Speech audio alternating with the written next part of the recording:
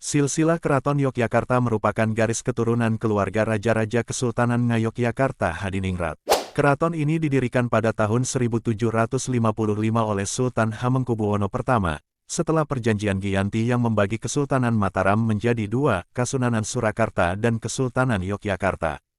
Garis silsilah Keraton Yogyakarta. 1.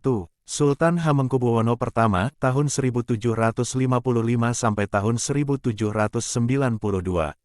Pendiri Keraton Yogyakarta, sebelumnya dikenal sebagai Pangeran Mangkubumi, adik dari Sunan Pakubuwono II.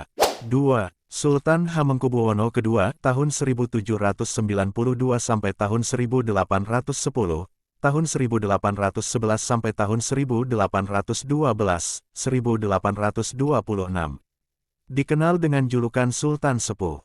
Terkenal karena perlawanan terhadap Belanda.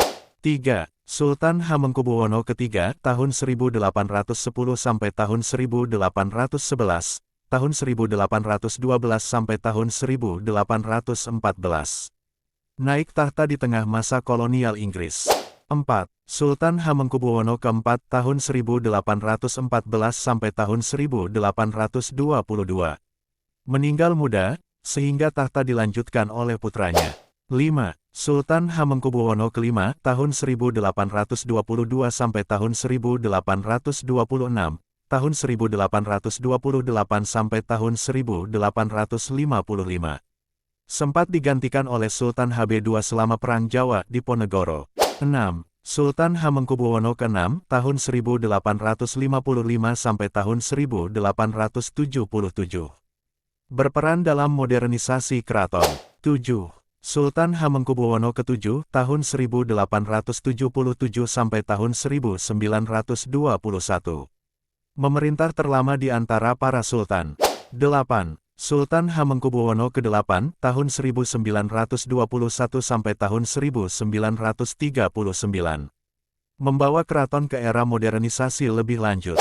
9. Sultan Hamengkubuwono ke-9, tahun 1940 sampai tahun 1988. Salah satu tokoh besar Indonesia, dikenal sebagai Wakil Presiden RI kedua.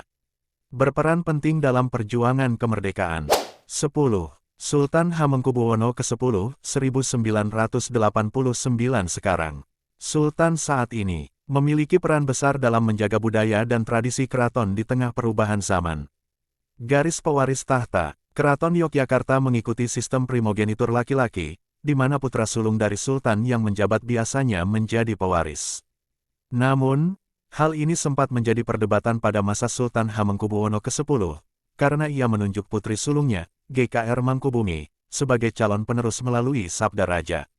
Silsilah ini menunjukkan bagaimana setiap generasi memiliki peran dalam mempertahankan tradisi, meskipun harus menghadapi tantangan dari perubahan zaman dan politik.